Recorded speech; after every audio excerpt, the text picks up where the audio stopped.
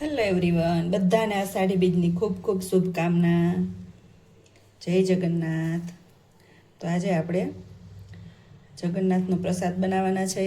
ખાસ કરીને જે આ ફણગાવેલા મગ વેચવામાં આવે છે અને શું કામ વેચવામાં આવે છે એ પણ જણાવું હું તમને.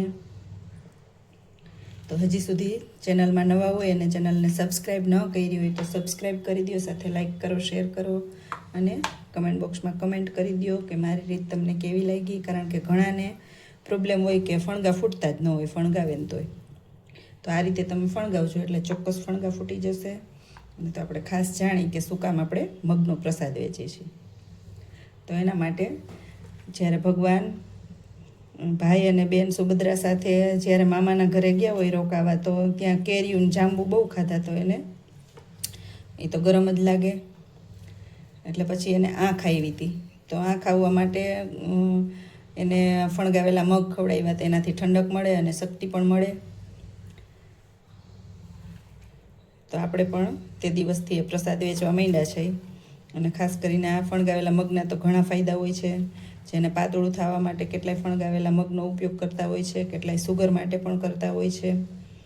ડાયટ ચાર્ટ હોય એમાં ખાસ ફોલો કરતા હોય. એનામાં ખાસ કરીને પ્રોટીનની માત્રા વધારે હોય છે, તો વાળ માટે તો ખૂબ જ ઉપયોગી છે. તો ચાલો આપણે ફણગાવવાની રીત જોશું અને વિડીયો છેલ્લે સુધી જોજો.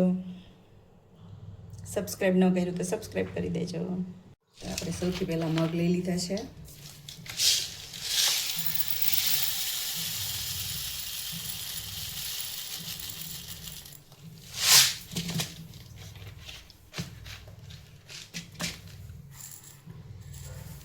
મોટા જે મગ આવે ને એ મગ આપણે લઈ લીધા છે. આને આપણે રાત્રે પલાળી દેવાના છે.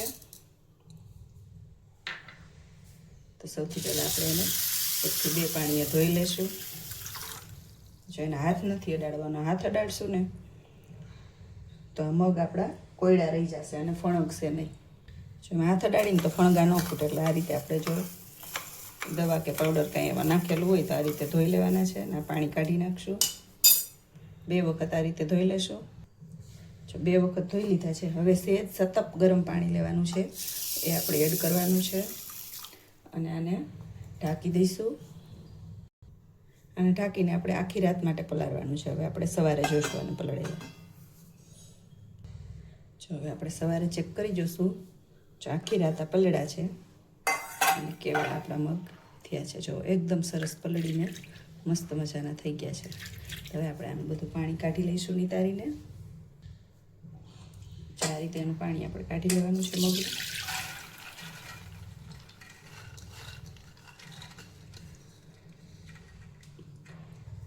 જો આ રીતે તમે જગન્નાથનો પ્રસાદ બનાવશો એટલે જગન્નાથની કૃપા તમારી પર બનેલી જ રહેશે. અને ખાસ અત્યારે આ ફણગા ખાવાનું ખૂબ જ મહત્ત્વ હોય છે. એમણાં જ આપણે મગના ફણગા તો ખૂબ જ ઉપયોગી જ છે. તમે જાણો છો એમાં ફાઈબરની માત્રા ભરપૂર હોય છે. તો જો આ બધું પાણી નીતરી ગયું. જો આ રીતે પાણી નીતારી લેવાનું. હવે આપણે એક કોટનનું કપડું લઈ લઈશું.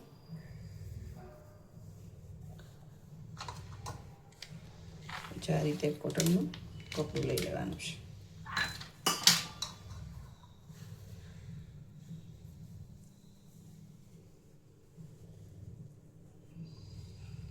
અને એકદમ ફિટ સરસ આપણે ગાંઠ વાળી દેવાની છે.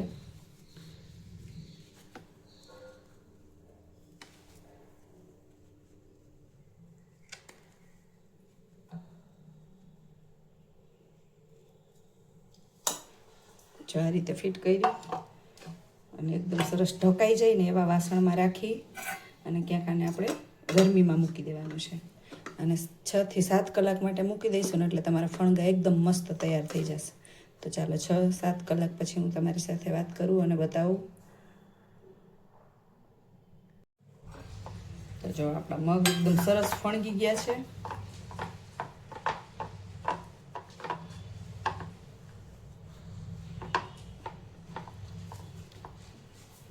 જો એકદમ મસ્ત આપણે ભગવાનનો પ્રસાદ તૈયાર થઈ ગયો છે.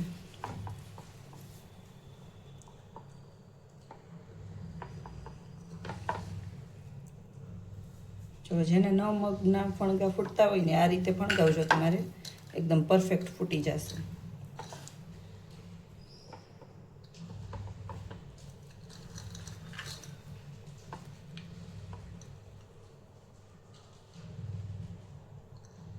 તો આપણે જાણી જ છીએ કે શું કામ આપણે મગનો પ્રસાદ વેચી છીએ. જો ખાસ કરીને જગન્નાથ ભગવાન જ્યારે નગર યાત્રામાં નીકળે અને ભક્તો યારે હોય ને તે થાકી જાય એટલે ખવડાવે છે. એક વાયકા એવી છે કે આનાથી એનર્જી મળે અને શક્તિ પણ મળે.